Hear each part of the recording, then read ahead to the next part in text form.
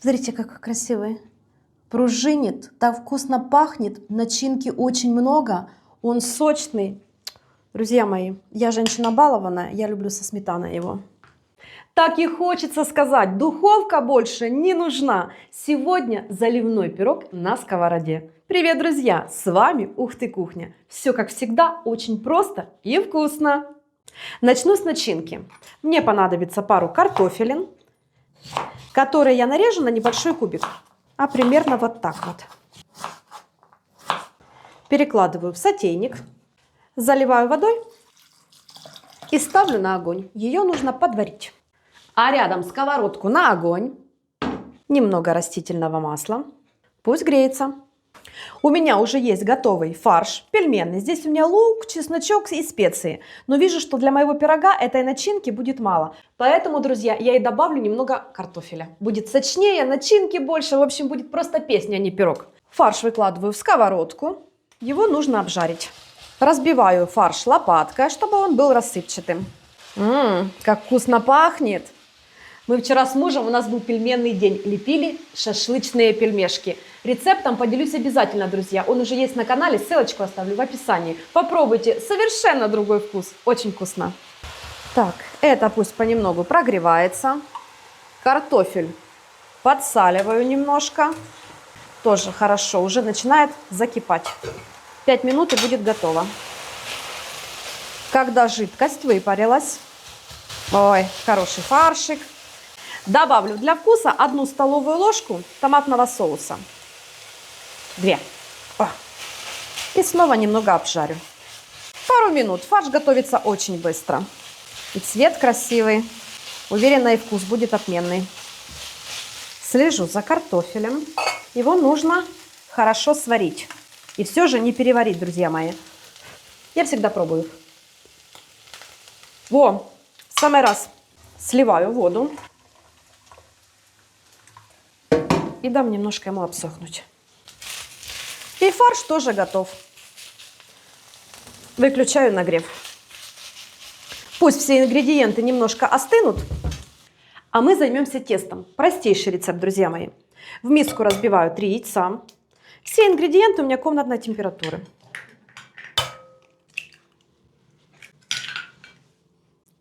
Пол чайной ложечки сахара. Немного соли. Взбалтываю венчиком.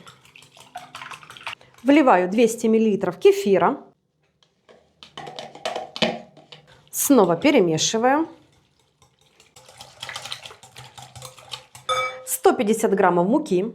10 граммов разрыхлителя свеженького. Все объединяю. И сюда. И хорошо перемешиваю, чтобы не было комочков. Со стенок боков тоже все подбираю. Тесто получается как на жидкие оладьи. Гладкое, блестящее, с миллионом пузырьков. Готово! Сковородку на огонь. Немного растительного масла. Диаметр моей 26 сантиметров. Кисточкой хорошо смазываю. Борта тоже. Часто пишут в комментариях: Аня, покажите, как испечь пирог на электрической или на индукционной плите. Вот сегодня, хозяюшки, и покажу. Уверена, все получится. Главное знать несколько нюансов. Первый. Сковорода должна быть теплая. Не холодная и не сильно горячая, тепленькая. Берем наше тесто, делим визуально пополам и на сковородку. Распределяю аккуратно и накрываю плотно крышкой. Примерно на 3-4 минуты. Как только увижу, что тесто начинает подниматься, продолжу. Нагрев на моей электрической плите будет примерно 7. Как я ориентируюсь? Как только появился конденсат на крышке, она нагрелась, тесто, посмотрите, начало подниматься, в этот момент выкладываю начинку. Мяско. Ой, хорошо. Распределяю. Картофель.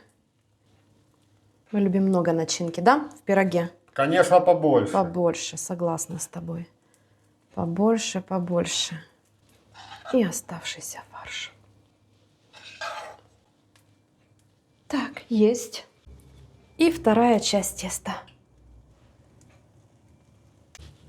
Распределяю аккуратно, чтобы покрыла всю начинку.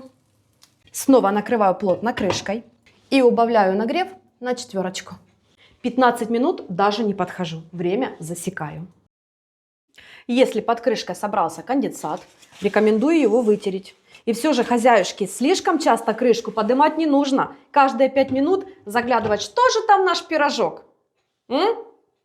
Через 15 минут поднимаю крышку. Вижу, что края у меня уже стали матовые. Лопаточкой подгибаю немножко. Проверяю, чтобы он был живой. И сейчас самое интересное. Берем пергамент, накрываем. Сверху крышку или тарелку большим диаметром. Тоже часто пишут: Аня, он у меня развалился, когда его переворачивала. Тут нужна смелость. Оп! Посмотрите. Класс. Просто красавчик. И теперь перекладываем его назад в сковородку. Поправляем его туда. Смелее, лопаткой. Слышите? Низ хорошо пропекся. О, живой.